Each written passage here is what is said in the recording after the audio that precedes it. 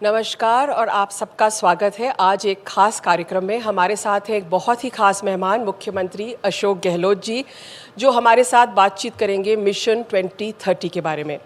मुख्यमंत्री जी, लोग जब सरकार में आते हैं तो वो सिर्फ 5 साल की सोचते हैं, लेकिन आपने मिशन 2030 इसके बारे में आपने सोचा है। मतलब आगे कितना आप सोच रहे हैं राजस्थान के लिए, कैसे ये बात आपके जहन में कैसे आई? माइक। देखिए, आपने क्वेश्चन किया, क्या हुआ कि राजस्थान पहले पिछड़ा प्रदेश के रूप में था, रेगिस्तान अकाल सूखे पड़ते रहते थे। अब बदल गया राजस्थान।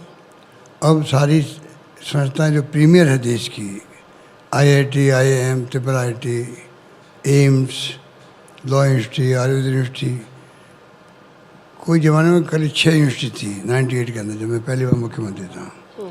अब 96 यूनिवर्सिटी है। शिक्षण संस्थाओं में कॉलेज की संख्या हमने अभी 310 बनाई और सिर्फ 250 साल में। तो शिक्षा में जंप हुआ, RTH बना दिया, राइट टू हेल्थ एक्ट बना दिया, 25 लाख का बीमा कर दिया। तो जो योजनाएं हमने बनाई है राजस्थान के लिए, वो भी मिसाल है।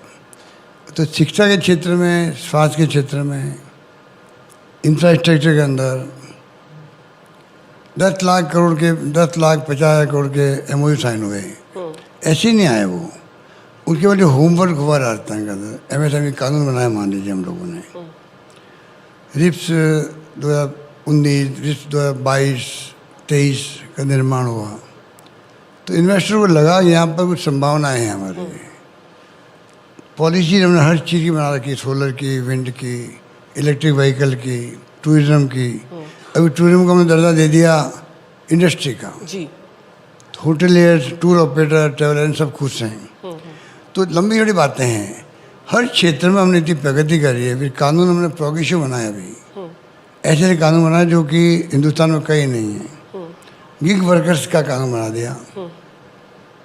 अब उसका मैंने अभी इंडियन एक्सप्रेस में आर्टिकल पढ़ा, मिस्टर मैथ्यू है कोई, न्यूयॉर्क के अंदर संबंध उनका, क्योंकि ये कानून हर राज्य में बने, दुनिया के मुल्कों में बनना चाहिए। तो कहने का मतलब ऐसे ऐसे काम हमने किए हैं। तब दिमाग में आया भाई कि जब सब काम, पिछड़ेपन वाली बात रही नहीं है, हम आगे निकल रहे हैं। आर्थिक विकास दर हमारी उत्तर भारत नंबर 1 है देश के अंदर, बड़े राज्यों में नंबर 2 है, आंध्र प्रदेश के बाद राजस्थान है। GDP हमारी जो है वो आपकी 6 करोड़ बढ़ रही, 6 लाख करोड़ बढ़ रही है 5 साल के अंदर। तुमने कहा था 2030 टारगेट बनाओ, 30 लाख की GDP हो राजस्थान में, स्टेट GDP। तो तमाम बातें सोच समझ के हमने तय की। उसका असर भी है, राजस्थान का असर भी है। और मेरे ख्याल से आर्थिक विकास दर मायने रखती है। शिक्षा में जो जंप हुआ है जी, वो बहुत मायने रखता है। छात्रों के लिए, युवाओं के लिए 500 बच्चों को भेज रहे हैं विदेश के पढ़ने के लिए, सरकार भेज रही है। अनुप्रति योजना हमारी 30,000 बच्चों की है जो खुद अफोर्ड नहीं कर सकते हैं, उनके लिए सरकार कोचिंग करवा रही है। उदाहरण अनेकों मिल जाएंगे आपको। किसानों के लिए अलग बजट पेश कर दिया हमने राजस्थान के अंदर। तो ऐसे ऐसे काम हो गए हैं हर क्षेत्र में, उससे लोगों को विश्वास जमा है ये राज्य कुछ कर सकता है। प्रतिभाओं की कमी नहीं रहता है। स्पोर्ट्स के अंदर हमने जंप किया है, उनके लिए पॉलिसी बदल दी हमने। अभी ग्रामीण ओलंपिक जी, ऐसा आइडिया कि हिंदुस्तान में कहीं नहीं था। आज़ादी के बाद में दुनिया के मुल्कों में मेरे ख्याल से पहला राज्य राजस्थान होगा जहाँ पूरे गाँव ने इन्वॉल्व कर दिया, कोई उम्र की सीमा नहीं। 30 लाख लोगों ने पंजीकरण करवाया। ग्रैंडफादर और ग्रैंडचिल्ड्रन साथ खेले, बहुत पॉपुलर रहा है जी जी। तो अभी इस बार 58,50,000 लोगों ने भाग लिया है। तो एक एग्जाम्पल दे रहा हूँ, अब कई राज्य उसको एडोप्ट कर रहे हैं। तो राजस्थान में चर्चा में आ गया देश के अंदर पहली बार, जो पहले नहीं था। जी, बिल्कुल सही कहा है आपने सर। और जैसे हम शिक्षा पर आज थोड़ा सा फोकस, एक हमारा ये क्षेत्र भी है, तो शिक्षा के लिए आपका क्या मिशन है 2030 का? राजस्थान को कहाँ तक पहुँचाना है, खासकर स्कूली शिक्षा में? देखिए, आज अंग्रेजी स्कूल खोल दिया हमने जी। एग्जाम्पल दे रहा हूँ। अध्यक्ष जी बैठे हमारे, ये शिक्षा मंत्री थे दुत्तासा जी, अब बताइए, अंग्रेजी स्कूल खोलना ही आइडिया, करीब 6 लाख बच्चे पढ़ रहे होंगे उसके अंदर। लॉटरी खुलती है प्रवेश के लिए। बड़ी बात ये, गांव वालों ने उसको एक्सेप्ट किया है अपने बच्चों के लिए। इसका मतलब कितनी प्रोग्रेसिव सोच उनकी भी है। अगर वो एक्सेप्ट नहीं करते स्कूल में खुलती नहीं। अब 50,000 फीस लगती है स्कूलों में, 1 लाख लगती है। फ्री पढ़ा रहे हैं बच्चों को। मैं जाता हूँ तो ऐसी बच्चियाँ बच्चे ऐसे इंग्लिश बोलते हैं, मुझे तकलीफ होती है। बता दीजिए, मेरी तो प्रैक्टिस है नहीं बोलने की, टूटी फूटी इंग्लिश बोल देता हूँ। हम तो बचपन में खिलाफ थे अंग्रेजी के, हम खुद खिलाफ थे अंग्रेजी के बचपन के अंदर। दर्शन के लोग थे, हिंदी के खिलाफ थे, हम अंग्रेजी के खिलाफ थे। पर अगर दुनिया के साथ चलना है तो जैसे आपने कहा कि हमको आगे का सोचना है, तो फिर अंग्रेजी आपने मतलब बोलना है बच्चों को। कह रहा हूँ, गर्व हम लोगों को होता है। हमने तय कर रखा था, कोई भी जो मांग करेगा स्कूल दे देंगे हम अंग्रेजी की जी। और मैं समझता हूँ कि इतना माहौल अच्छा बना गाँव के अंदर। राजस्थान वो राज्य रहेगा 10-15 साल बाद में। मेरे 2030 की बात मैं करूँ तो इसलिए मैं कह रहा हूँ आपको, एक गांव का बच्चे अगर इंग्लिश बोलेंगे कॉन्फिडेंस के साथ में, आज मोबाइल का, कंप्यूटर का, ईमेल का ज़माना है जी। नॉलेज इज पावर, जिसमें नॉलेज पावरफुल है। अंग्रेजी अंतर्राष्ट्रीय भाषा है, तो समय बदल गया है, हम उसके साथ में बदल रहे हैं जी। महिलाओं को दे रहे हैं 1 करोड़ 35 लाख महिलाओं को हम स्मार्टफोन दे रहे हैं। स्मार्टफोन के साथ में इंटरनेट सेवाएं फ्री होगी।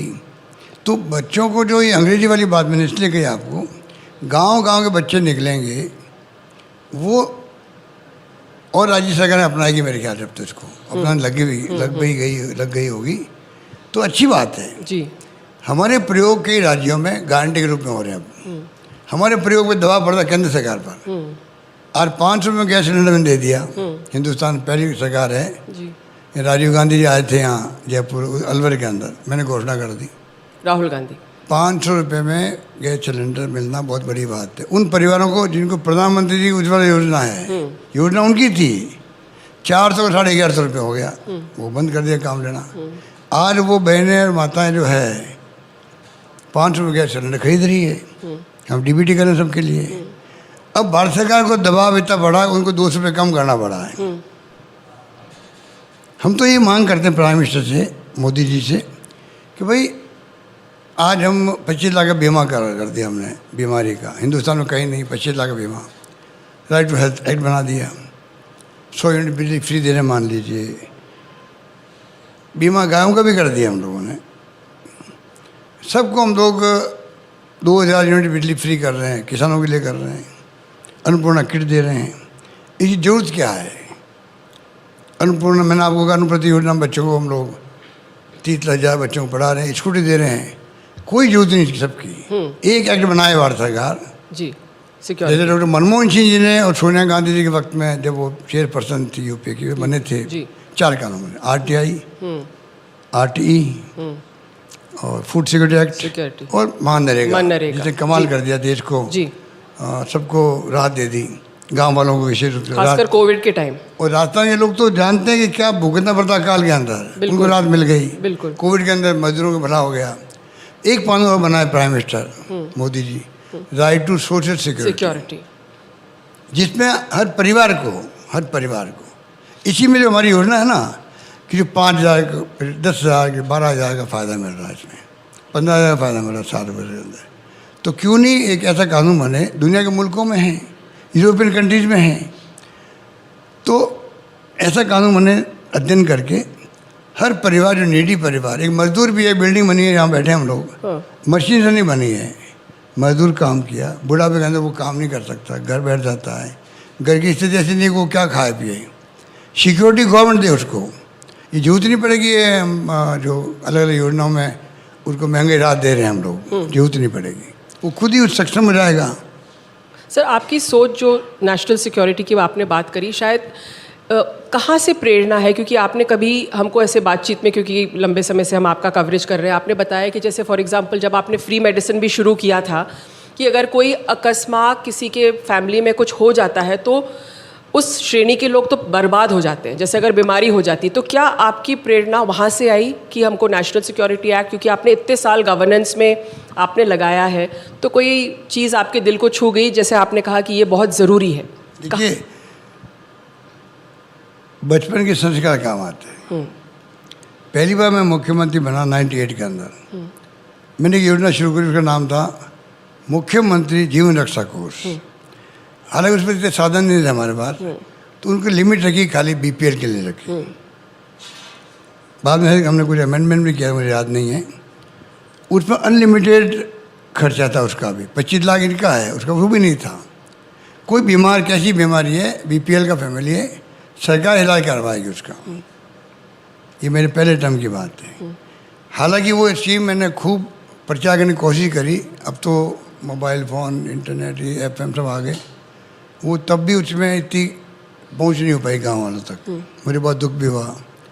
मैं चुनाव के वक्त में हाथ खड़े करवाता, बताओ यहाँ बैठो 500 लोग, कितने लोग मालूम है कि योजना हमारी थी? फिर हाथ गिनता मैं 50-60 में, क्या कमाल करो। अगर तुम सबको मालूम होता, कितने गरीबों को भला हो सकता था। ये पीड़ा मेरी थी उस वक्त में। सेकेंड टर्म में मुख्यमंत्री बना तो मैंने उस स्कीम को आगे बढ़ाया, बीपीएल को छोड़ करके सबके लिए टेस्ट फ्री और दवाएं फ्री, मेडिसिन फ्री मेडिसिन। ये भी स्कीम बहुत पॉपुलर हुई थी हमारी, बहुत ज़्यादा। राहुल गांधी जी ने तो इसको जगह जगह प्रचार किया इसका। WHO ने आपकी स्कीम को कहा था कि WHO ने वर्ल्ड हेल्थ ऑर्गेनाइजेशन, जी, WHO ने तारीफ हमारी कोरोना मैनेजमेंट की करी है, भीलवाड़ा मॉडल की। तो जी जी, इतना शानदार प्रबंधन हमने किया था। तो उस वक्त में हमने इसको लागू किया, और तो परसों की दवाएं फ्री कर दी हमने, जो दुनिया हिंदुस्तान में कहीं नहीं होगी। अब थर्ड टाइम जब मुझे अवसर मिला तो हम और जंप किए कि भाई 25 लाख, पहले 10 लाख किया, अब 25 लाख का बीमा है। और आपको आश्चर्य होगा, मेरे पास आंकड़े नहीं हैं, सब राज्यों में कि 15% है, कि 20% है, कि 30% है।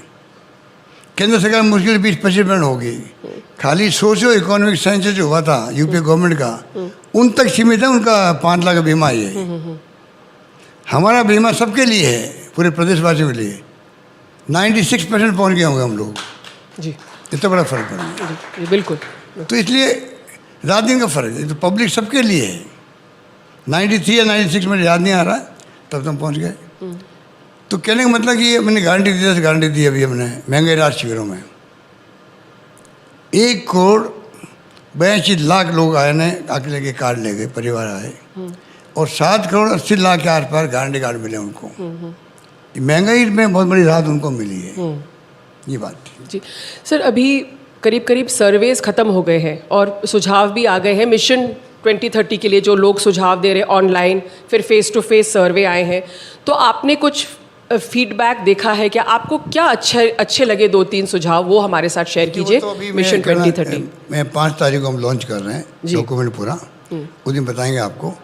अभी मैं इतना ही कहना चाहूँगा, 2.5-3 करोड़ लोगों ने सुझाव दिए, मान लो बहुत ज़्यादा होते हैं। इसका मतलब है कई लोगों ने शिकायतें की होगी, हमारी आलोचना भी करी होगी, जिला प्रशासन की आलोचना करी होगी, कोई काम नहीं हुआ होगा, कोई अनुभव बताया होगा, सब जानते हैं हम लोग जी। वो भी मैं उसको लेता हूँ उस रूप में, वो हमें फीडबैक मिलेगा, वो हमारे काम आएगा गवर्नेंस के लिए। सुझाव कई तरह के दिए होंगे लोगों ने, कोई एक्सपर्ट होगा किसी विषय का, प्रोफेसर है, लेक्चरर्स है, किसान है, मजदूर है, या उनके संगठन है, NGO है, एक्टिविस्ट है, छात्र युवा है, कोई भी हो सकता है। तो वो फिल्टर कर रहे हैं हम लोग, करीब 200 लोगों की टीम बनाई, बकायदे फिल्टर कर रही है। 5 तारीख को हम लोग, 5 अक्टूबर को हम लॉन्च करेंगे उसको जी। और पब्लिक से अभी से कहने लग गए हैं, ये सुझाव आप बंद मत कीजिए, आप देते रहिए। एक अलग से हमने बना दिया इसका, मिशन 2030 के नाम से, आगे चलता जाएगा। अच्छा डॉक्यूमेंट बनेगा तो आने वाली पीढ़ियों काम आएगा। अच्छा, दूसरी बात है 2030 में कौन तो मुख्यमंत्री रहेगा जी, कौन पार्टी सरकार में रहेगी, किसी को नहीं मालूम है जी। जनता माई बाप है। कुछ लोग आलोचना कर सकते हैं, मैं 2030 की बात क्यों कर रहा हूँ। हाँ। मेरा फर्ज बनता है कि मेरी गवर्नमेंट जो है, जिसने अच्छी गवर्नेंस दी है राजस्थान के अंदर, हाँ। लोग बहुत इम्प्रेस है उससे, बहुत खुश है लोग, तो मैं क्यों नहीं बात करूं भाई कि आगे फ्यूचर के लिए भी मतलब ये होना चाहिए डॉक्यूमेंट हमारा जी। वो काफ़ी लोग ये सवाल भी कर रहे हैं कि आपने 2030 के लिए जो डॉक्यूमेंट दिया है, क्या आप वापस मुख्यमंत्री बन के आ रहे हैं? इसीलिए मैंने कहा कि कौन मुख्यमंत्री उस वक्त बनेगा, अभी तो 23 चुनाव आ रहे हैं, फिर 28 के चुनाव आएंगे, उसके बाद 30 आएगा। जी। पर प्रदेशवासियों के लिए हमारा कमिटमेंट है कि मैं क्या सेवा कर सकता हूँ। जी। उन्हीं के अनुभव उनके काम आएंगे। हम लोग तो अनुभवों का संकलन कर रहे हैं खाली। पब्लिक ही अनुभव दे रही है, सुझाव वो दे रही है, उन्हीं के काम आएंगे। जी। सर 2-3 साल पहले आपने एक बहुत बोल्ड स्टेटमेंट दिया था, जो मेरे को लगा कि बहुत बोल्ड स्टेटमेंट था, इसलिए मैं एक सवाल उस पर करना चाहूँगी। आपका 2030 के लिए विजन महिलाओं के लिए क्या है? क्योंकि मेरे को याद है 2-3 साल पहले आपने कहा था कि राजस्थान में ये जो घूंघट से बाहर आना ज़रूरी है महिलाओं के लिए। तो ये बात जो आपने कही मेरे को बहुत अच्छी लगी क्योंकि मैंने काफ़ी रिपोर्टिंग करी है राजस्थान में, और जब मैं भी गांव जाती हूँ तो मेरे इन-लॉज भी मेरे से घूंघट करवाते हैं पर ठीक है, वो एक मर्यादा है। पर घूंघट से बाहर आना जो आपने कहा था, आपकी सोच ये थी शायद कि महिलाओं को सशक्त होना चाहिए। तो आपकी महिलाओं के लिए क्या विजन है 2030 का? देखिए, वैसे तो महिलाएं जो है, हम लोग बहुत लक्की है, देश के महिला भी लक्की है, सौभाग्यशाली है, भाग्यशाली भी है। अमेरिका और इंग्लैंड, वहाँ 100 साल लगे महिलाओं को मतदान का अधिकार देने के लिए। हम सौभाग्यशाली देश के अंदर, पहले पुरुष प्रधान देश हमारा है, इसलिए घूंघट भी है। परंतु जो संविधान निर्माता थे डॉक्टर अम्बेडकर थे, ये गांधी जी के सानिध्य में जो सरकार आज़ाद हुआ मुल्क, पंडित जवाहरलाल नेहरू, सरदार वल्लभ भाई पटेल या मौलाना आज़ाद, बड़े बड़े नेता थे, उस माहौल के अंदर संविधान सभा ने जो प्रस्ताव किया, उसके अंदर महिलाओं को संविधान में बराबरी का अधिकार दिया गया, मत का अधिकार दिया गया। इतना प्रोग्रेसिव स्टेट हमारा शुरू से बन गया। फिर भी घूंघट रहा, पुरुष प्रधान देश रहा, बोलने की हिम्मत कोई करता नहीं है, संकोच करते हैं। जब मैंने उड़ान योजना शुरू करी अभी, अब महिलाओं के पीरियड होते हैं, दुनिया भर में होते हैं, कोई हिम्मत नहीं करता बोलने की। जी। हमने हिम्मत करी, उड़ान योजना 12 नैपकिन में। अमीर लोगों के घरों में तो नैपकिन मिलते हैं, उनको स्वस्थ रहती है। गरीब आदमी, महिला बेचारी कि कह नहीं पाती संकोच के अंदर, और वो मतलब इन्फेक्शन बार बार होते हैं महिलाओं को, बल्कि मतलब कई कैंसर हो जाते हैं, बच्चा पैदा नहीं होता, वो स्थिति बन जाती है। उसका भी हक है कम से कम। अब हम 12 नैपकिन पहुँचवा रहे हैं, हर घर घर में पहुँचा रहे हैं। और आजीविका की महीना जो हमारी है स्वयं सहायता समूह वाली, वो खुद बना रही है। उसी रूप में ये महिलाओं वाला मामला था। तो हमने कहा कि घूंघट हटना चाहिए। पर घूंघट आप जानते हो कि रीति रिवाज है घरों में। अच्छे परिवार में, जैसे आपने कहा आपके खुद परिवार में था, आप तो प्रोग्रेशन निकली, बाहर आ गई, उन्हें आपको फिर भी मतलब आपको करना पड़ता है, कन्विंस हो गई। गाँव जाते हैं तो करना पड़ता है ठीक कह रहे। तो मैंने खुद ने देखा परिवारों में, खुद के परिवारों में महिलाएं जो है घूंघट में रहे, आप कुछ नहीं कर सकते हो, ये स्थिति होती है। जी। तो धीरे धीरे ये जो राहुल गांधी जी का जो निर्णय है कॉन्स्टिट्यूशन संविधान में संशोधन का, ये क्रांतिकारी रहा। महिलाएं कोई गांव में सरपंच बन सकती थी क्या? नहीं। दलित का है, पिछड़ा है, कोई बन सकते थे क्या? आज क्रांति हो गई थी। ये पाकिस्तान के इकोनॉमिस्ट ने लिखा आर्टिकल उस जमाने के अंदर, हिंदुस्तान के प्राइम मिनिस्टर राजीव गांधी ने वो फैसला किया है। वो इतना शानदार फैसला है कि और हिंदुस्तान की आवाम को इतना फ़ायदा पहुंचाएगा, क्योंकि 50% महिलाएं जो है आने वाले ज़माने में वो भागीदार बनेगी सत्ता के अंदर। जी। और वही हुआ, वो घूंघट हट गया।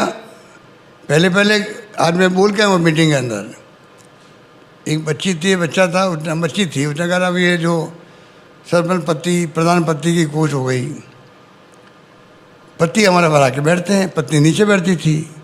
आप समय सरपंच पति हूँ, मैं ये पोस्ट कब बन गई प्रधान मैं पति हूँ। तो धीरे धीरे वो नीचे आ गया। अब उन्हें ऊपर आने बैठने लग गई। नंबर 1, मीटिंग में पहले बैठते रहते थे, आगे वो पंचायती वो करते थे, वो घूंघट लगा बैठी हुई है सरपंच। अब वो कहती है आप घर पर दो, मैं अपना संभाल लूँगी। जी। इतना बड़ा फर्क पड़ गया। घूंघट ऊपर आ गया, बिल्कुल घूंघट ऊपर आ गया अपना आप ही। तो शिक्षा के साथ में, एम्पावरमेंट के साथ, अब जब महिलाओं को जो अभी वर्तमान गवर्नमेंट ने फैसला किया है आरक्षण का, बड़ा क्रांतिकारी फैसला है। जी। शुरुआत हमने करी थी। बिल्कुल। राजस्थान पहला राज्य है जिसने 33% रिजर्वेशन भी दिया था पंचायती राज में। पंचायतों में भी सबसे पहले तो आपने ही दिया था यहाँ पर। नहीं, हमने तो पंचायत राज में दे रखा 50%। हाँ। अपने यहाँ स्थानीय निकाय के अंदर ही 50% आरक्षण हो गया।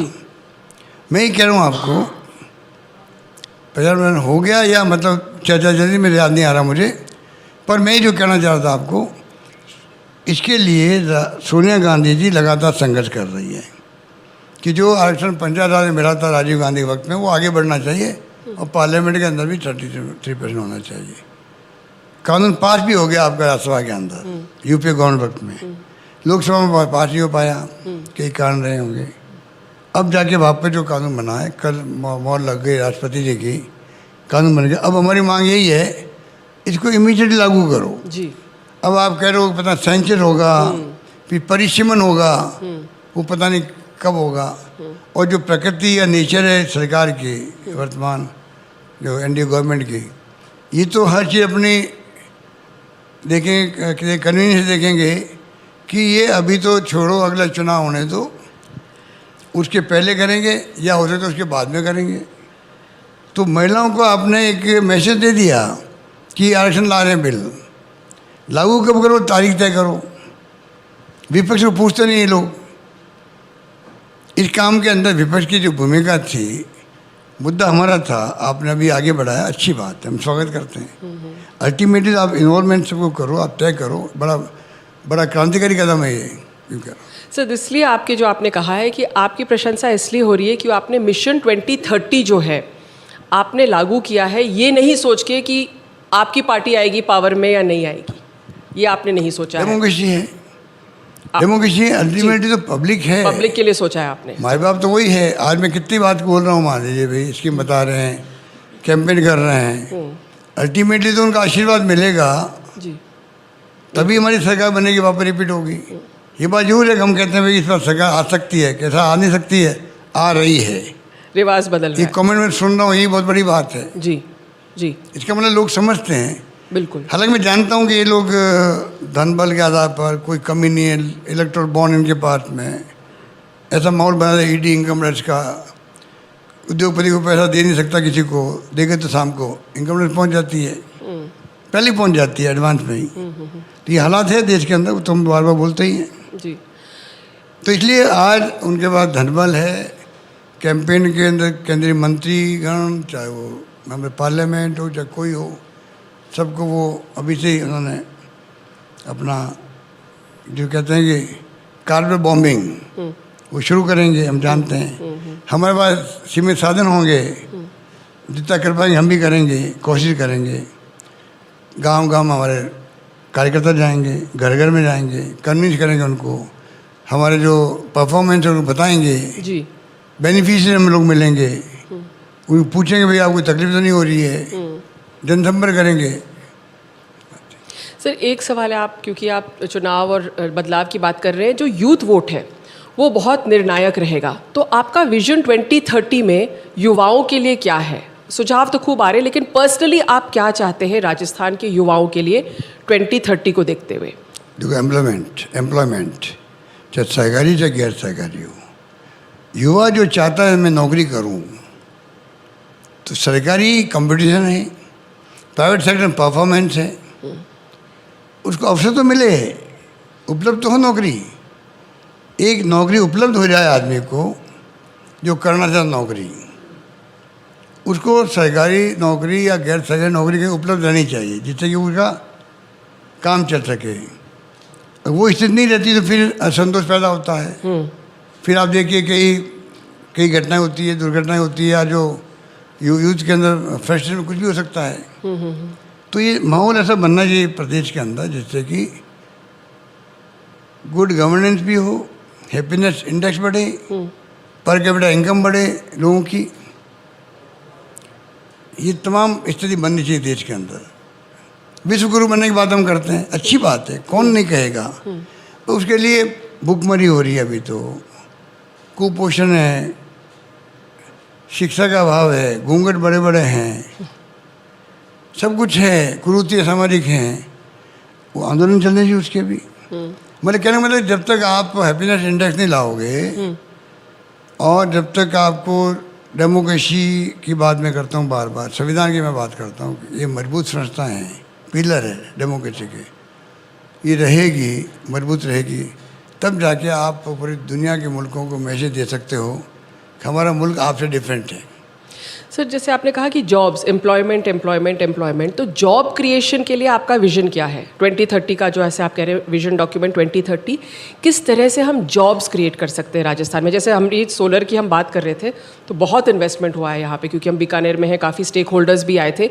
और कौन से सेक्टर्स हैं मिशन 2030 के अंतर्गत जो आप डेवलप करना चाहते हैं? ये तो सुझाव होना है तो लोगों के। मेरा मानना है कि जब माहौल बनता है इन्वेस्टमेंट का, पॉलिसी सरकार की बनती है, किसानों के लिए बनो, चाहे इंडस्ट्री के लिए बनो, चाहे व्यापार के लिए बनो, उसका बड़ा असर होता है।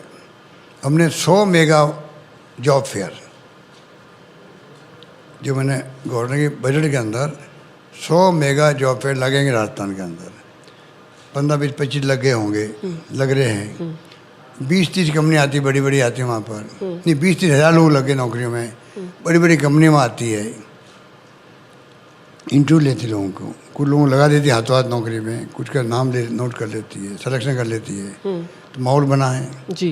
तो इन्वेस्टमेंट आएगा तो नौकरी मिलेगी प्राइवेट सेक्टर में। 3 लाख नौकरी हम दे रहे हैं राजस्थान के अंदर, इतना शायद ही किसी राज्य में होगा, और वो काम भी हो रहा है राजस्थान के अंदर। तो अल्टीमेटली एक यूथ क्या चाहता है, अपना फ्यूचर क्या हो, वो फ्यूचर के लिए चिंतित होता है, उसको अच्छी गाइडेंस मिले, उसका पर्सनैलिटी का अनुरूप गाइडेंस मिले, भाई इस सेक्टर में तुम्हें जाना चाहिए, जाए नहीं, उसकी मर्जी है, परिवार का दबाव उसके ऊपर नहीं हो। आत्महत्या हो रही है कोटा के अंदर, कितना दुख होता है, एक परिवार का बच्चा आत्महत्या कर ले, 15-20 साल का बच्चा है वो।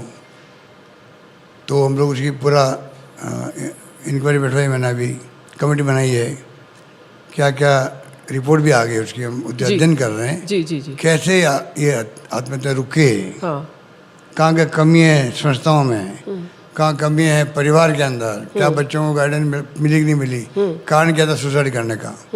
तो ये तमाम बातें जो है, ये मिशन 2030 का जो कंसेप्ट यही है कि कोई भी सुझाव दे सकता है, और उसके आधार पे मैं समझता हूँ हम आगे बढ़ेंगे।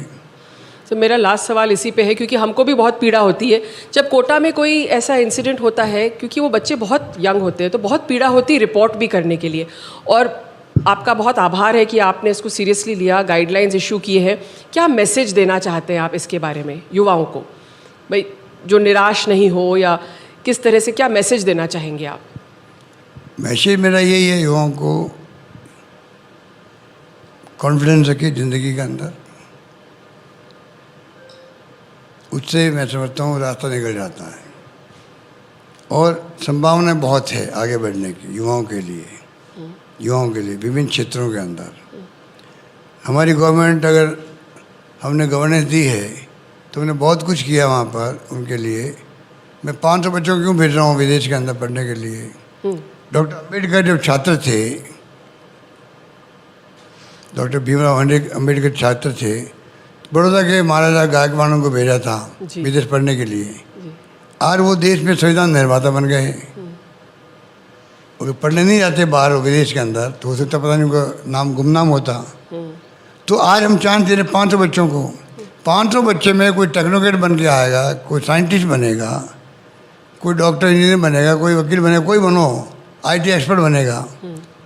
पूरा बदल चुका है, माहौल बदल चुका है दुनिया का भी। तो कितना बड़ा एक्सपर्ट मिलेगा? और 50 लाख फीस है वहाँ, 1 करोड़ फीस है। 2-3 कैटेगरी मैंने बनाई है, उसमें हम लोग उनको सुविधा दे रहे हैं। तो ये हमारी सोच है कि युवाओं को किस प्रकार से, और ये भी मैं कहना चाहूँगा, युवाओं को हमने बजट प्रस्तुत किया किसानों का अलग से, मैंने उसी पर ये बजट मैंने प्रस्तुत किया, उसके अंदर समर्पित किया युवाओं के लिए जी। उसमें कई स्कीम आती है उसके अंदर जी। बस एक लास्ट सवाल है, क्योंकि हम बीकानेर में हैं, तो आप जैसे उद्योग और जॉब्स की बात कर रहे हैं, बीकानेर ने घरेलू उद्योग भुजिया, पापड़, अचार को एक ग्लोबल ब्रांड बना दिया, और शायद आपने उनसे आज बातचीत भी की, उन लोगों से, स्टेक होल्डर से। तो क्या अच्छा लगा आपको, और क्या सुझाव आप वहाँ से दे सकते हैं? मतलब एक गृह उद्योग एक ग्लोबल पेटेंट बन गया आज की डेट में। देखिए, यहाँ करीब 70-80 हज़ार लोग काम करते हैं इस उद्योग के अंदर। पापड़ बड़े हैं, अचार जो भी, भुजिया ही बहुत पॉपुलर हो गया दुनिया के अंदर। तो ये उद्योग पनपना चाहिए, और सरकार की सहायता पूरी मिलनी चाहिए। कुछ सुझाव उन्होंने दिए हैं, हमने नोट किए हैं, हम आगे बढ़ाएंगे। और जैसे उनका ड्राई पोर्ट की बात की तो मुझे अच्छा लगा, एक्सपोर्ट जो हो रहा है तो उनको सुविधा मिल जाएगी, उनको और ट्रांसपोर्ट नहीं करना पड़ेगा सामान। तो ये अच्छी सुझाव है, अच्छा डिस्कशन में अच्छा हुआ जी। मैं समझता हूँ कि बीकानेर में संभावनाएं बहुत ज़्यादा है काम की भी, आगे बढ़ने की। अपना पे ये आप बताइए, भुजिया, बीकानेर भुजिया जी, ये बड़ा उद्योग बन गया है। वही मिठाई का अच्छा उद्योग है यहाँ पे वो भी। तो मैं समझता हूँ पापड़, चाहे बीकानेर भुजिया हो, चाहे मिठाइयाँ हो, जोधपुर हो या जयपुर हो, या अब तो सब जिलों में होने लग गया। पर बीकानेर, जोधपुर, कोई ज़माने में तो दो जगह ऐसी थी जहाँ ज़्यादा मिठाइयाँ लोग खाते भी थे और पसंद भी करते थे।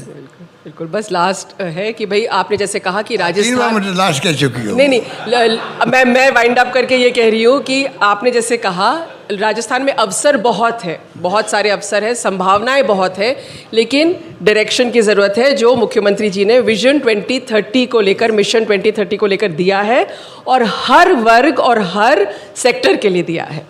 तो मुझे पूरा विश्वास है प्रदेशवासियों पर। जो माहौल मैंने देखा कोरोना के अंदर, अगर आप मुझे पूछें भाई कहाँ से आपको ये दिमाग में से बात आई है, कोरोना में जो मैंने आह्वान किया कोई भूखा नहीं सोना चाहिए जी, मुझे खुशी है। उस पर खुद की जान के लाले पड़े हुए थे, मैं खुद बचूंगा नहीं बचूंगा, ये माहौल था दुनिया के अंदर जी। उस माहौल में यहाँ की जनता ने, एक्टिविस्ट ने, धर्मगुरुओं ने, पॉलिटिकल पार्टी कार्यकर्ताओं ने, सरकारी गैर सरकारी लोगों ने, पुलिस कांस्टेबल हो, होमगार्ड का आदमी हो, चपरासी हो, कोई हो, सब ने भूमिका अदा करी। बिल्कुल। 32 लाख लोगों को हमने ढूंढवाया जिला प्रशासन के थ्रू। कोई भूखा नहीं सोना चाहिए, वो भी कोई रैन पेशेंट हो जाता रात को, लावारिस है या ठेले वाले थे जी। जब लॉकडाउन हो गया, घरों में लोग बंद थे, तो ठेले वाले की कहाँ इनकम होगी, वो जाएगा कौन उसके पास में, ठेले बंद हो गए। उन सबको हमने 5,500 रुपये भेजे, 5 बार डीबीटी करी हमने। तो कहने का मतलब हमने बहुत ध्यान रखा और जो जनता ने साथ दिया, कोई भूखा नहीं सोना चाहिए, वही माहौल बना, उसमें हम कामयाब हुए। तब मुझे लगा इस प्रदेश की जनता में जज्बा भी है, कमिटमेंट भी है, भावना भी है, और अगर आह्वान करो तो कुछ भी वो कर सकते हैं। बिल्कुल। इसलिए 2030 का मिशन का आह्वान भी हमने किया। बिल्कुल। इसलिए बहुत ही कंक्लूडिंग रिमार्क्स बहुत सुंदर हैं कि जो लोग हैं, उन राजस्थान के लोग हैं, उन पर मुख्यमंत्री को बिल्कुल पूरा विश्वास है और इसलिए मिशन 2030 को लेकर वो आगे बढ़ रहे हैं। बहुत बहुत शुक्रिया, आपने हमसे बात किया।